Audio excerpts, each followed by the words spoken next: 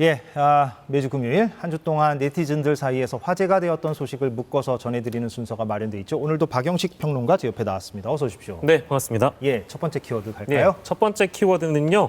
안녕 지옥철이라는 키워드를 가지고 왔습니다. 근데 예. 이제 물음표가 달려 있기 때문에 실제 지옥철이 해소가 될지 안 될지는 좀 지켜봐야 될 것 같은데요. 일단 서울교통공사가요. 출퇴근길에 혼잡한 이 지하철 어쨌든 혼잡도를 좀 줄이기 위해서 예. 4호선하고 7호선의 열차 좌석을 드러냅니다. 근데 좀 오해하시는 분들이 계신데 오늘도 제가 좀 댓글들을 모니터링을 해보니까 이걸 좌석 전체를 다 뺀다고 오해하시는 분들도 덜어 있더라고요. 일부입니다. 일부 좌석을 빼는 거니까. 그러니까 열차가 이렇게 한 열차가 있으면 예. 맨 양만 뺀다. 예, 몇 량, 두량, 예, 즉 예. 이제 우리가 두량. 예, 그렇습니다. 환승역 쪽에 가장 가까운 칸, 환승역에 그 올라가는 출구 계단 쪽 가까운 칸 두량을 뺀다고 보시면 좋을 것 같은데요. 거기에 사람들이 많이 타니까. 그렇습니다. 이제 거기만 이제 빼는 거니까 일부입니다. 오해하지 마시길 바라겠고요.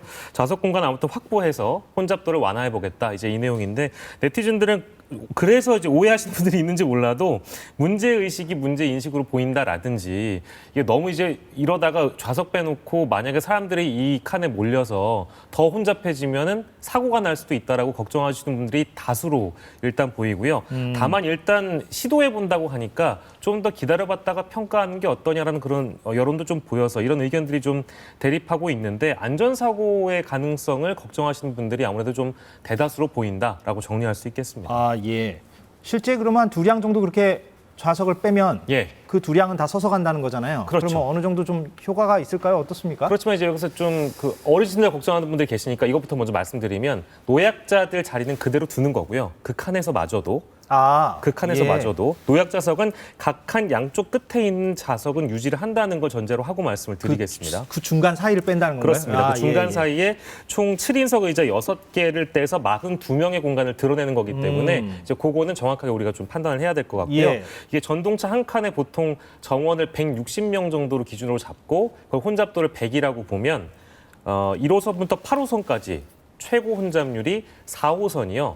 193%로 가장 높고 7호선도 이미 뭐 주의 단계로 올라왔다고 하니까 예. 이제 이런 고육 주책이 등장했다고 보는 게 맞고요. 다만 여기서 전제가 있습니다. 서울교통공사가 이렇게 보는 이유는 출퇴근길에 오는 승객들이 대부분 고정적이다. 타는 사람만 탄다. 즉 승객 수는 여기서 더 많이 늘어나지 않을 거다. 비슷하겠죠. 예, 라는 예. 전제하에 이제 이게 전제를 깔고 이제 시도를 한 예, 거기 때문에 예. 많은 분들께서 아니 그 출퇴근 시간에 사람이 더 많이 몰려서 예, 그 칸에 서 있다가 안전사고 나면 어떡할 거냐라는 우려를 제기하기도 합니다만 이런 전제로 일단 시도를 해보는 걸로 판단을 해보는 게 좋을 것 같습니다. 예. 무슨 말씀인지 알겠습니다. 예. 예. 그런데 우려는 뭐 안전사고 우려가 제기된다고요? 맞습니다. 근데 이제 그러니까. 전문가들이 보기에도 안전사고의 가능성이 없지는 않다. 즉 이제 의자가 있는 것들을 뺐기 때문에 보통 우리가 좌석에 앉아 있는 분들 머리 위로는 공간이 남잖아요. 그렇죠. 그러면 아무리 이제 밀집되더라도 숨 쉴 수 있는 호흡 공간은 여유가 있을 텐데 거긴 비어 있으니까. 의자를 예. 빼버리게 되면 사람들이 그 두량 칸에 다 몰린다. 그럼 이제 벽으로 사람들이 밀쳐지기 때문에 예. 호흡할 수 있는 공간이 있는가에 대한 그 우려를 이제 전문가들이 좀 제기를 하고 있는 것 같고요. 그래서 어쨌든 서울교통공사 측은 대책이 없는 건 아닙니다. 이제 증량을 해서 열차를 좀 추가 투입할 방침이라고는 하는데 4호선은 뭐 30칸, 7호선은 8칸 정도 도입을 한다고는 하는데 이것도 좀 걱정이 있는 모양이더라고요. 예, 이거 돈 문제가 좀 있겠군요. 예산 문제가 있어서 이제 예, 누적 예. 적자가 17조 원이고 더 운영을 하려면 예산이 더 들어가야 되는데 예. 그럼 적자가 늘어난다는 얘기가 될 것이고 열차를 더 증량한다는 건데 열차 사이에 시간이 더 줄어든다는 얘기인데 그렇다면 안전사고 위험성은 열차끼리의 사고 가능성도 높다. 이제 요 대목이 좀 걱정이 되는 거고요. 그래서 이제 대안으로 등장한 게 접이식 의자를 쓰는 게 어떠냐. 그러니까 이제 원래는 지금 고정형인데 쓸 때만 이제 접는 의자를 쓰게 되면 이런 걱정이 좀 덜하지 않겠느냐. 그런 의견도 나온다는 거죠. 근데 2005년에 시도를 해봤답니다. 그렇습니까? 예, 이미 시도를 해봤는데 뭐 의자 사이에 손가락이 끼거나 다치거나 예. 고장나거나 이런 사례가 있어서 그 정책은 실패했다고 보는 시각이고요. 두 번째는 이제 제일 확실한 거는 요금 정책을 도입을 하는 건데 출퇴근 시간 이전에 좀 일찍 출근하시는 분들한테는 요금을 깎아주거나 그러니까 예를 들면은 출퇴근 시간에 실제 이용하시는 분들 입장에서는 사람들이 많이 몰릴 수 있으니까 그걸 좀 분산을 시키는 요금으로 그렇게 정책이 나왔고 실제 사례가 외국 사례가 없는 건 아니거든요. 싱가포르 같은 경우에는 오전 7시 45분 이전에 타면 공짜라고 하고요. 아, 시간대별로 달리 간다. 예. 그리고 뭐 런던 지하철은 출퇴근 시간대 타면 요금을 더 받는다고 합니다. 이제 이런 정책들을 통해서 좀 더 분산을 시켜보자. 두 번째가 좀 더 방법론 측면에서는 확실하게 다가온다라는 그런 반응들이 있습니다. 얘기를 쭉 들어보니까요. 예. 이거는 박영식 평론가와 할 얘기가 아니라 전문가를 모셔놓고 제가 인터뷰를 좀 해야 되겠다는 생각이 들 정도로 쟁점들이 많네요. 예. 쟁점들이 많긴 예, 근데 한데요. 오늘 쭉 잘 설명해 주신 것 같고 무슨 말인지 제가 이해가 됐습니다. 알겠습니다. 예. 두 번째 소식으로 넘어갈까요? 예, 두 번째 소식은 분위기를 좀 바꿨어요. 호텔 예식인데 이것도 이제 물음표가 달려 있습니다. 이거 뭐 매번 사실 매년 논란이 되는 건데 코로나 기간 때 결혼했던 분들과 코로나 기간이 아닌 때 결혼했던 분들의 약간의 갈등이 벌어졌다. 이렇게 좀 나눠보면 좋을 것 같고요. 축의금 때문에 우정에 금이 가는 분들이 자주 발생한다고 그래서 커뮤니티에 이제 글이 하나 올라왔는데 예. 이 글 때문에 이제 우정에 금이 가고 있다. 이제 이 내용인데요. 네티즌들 반응은 요즘 뭐 물가도 비싼데 호텔 예식에 10만 원만 내는 건 아니다. 이런 의견도 보이고 축의금은 이제 본인이 신랑 신부들을 위해서 하는 건데 이런 거 가지고 갈등을 벌이는 건 좀 맞지 않다. 이제 이런 내용이어가지고 네티즌들이 아무튼 갑론을박이 벌어지고 있습니다. 어떤 사연인지 대충 제가 추측은 되는데 예. 예, 어떤 사연이길래 이렇게 공방이 오갔나요? 그러니까 뭐 축의금의 적정선에 대한 부분도 있고 아까 말씀드린 호텔 예식에 대한 부분도 쟁점이긴 한데 일단 올라온 내용을 간략하게만 소개를 해드리면 글 제목은 누가 잘못한 거냐라는 게 이제 제목이고요. A 씨라는 분은 본인이 코로나19가 유행하던 시기에 2020년에 결혼을 하셨고요. 예. 그러다 보니까 이제 방역 조치로 인해서 식장 안에서 뭘 못 먹으니까 답례품을 줬다는 겁니다. 아, 예. 그래서 친구들에게 축의금을 받고 답례품만 드렸겠죠. 예. 그중에 친구 한 명이 B 씨입니다. 예. 근데 이 B 씨가 코로나 사태가 끝나고 결혼을 했습니다. 예. 근데 이제 이분은 호텔 예식을 하셨어요. 그러니까 식사를 제공할 수가 있겠죠. 예. 그러니까 A 씨가 왔습니다. 와서 똑같은 비용을 내고 밥을 먹었던 거죠. 그러니까 받은 축의금만큼 냈다. 그렇습니다. 예. 근데 이제 그 축의금은 뭐 수량이 뭐 공개가 돼 있으니까요. 10만 원씩 주고 받은 겁니다. 예. 그래서 최근에 또 다른 제3자인 C 씨가 등장해서 예. 너 왜 그때 그랬니? 10만 원밖에 안 줬다고 해서 좀 서운해하더라.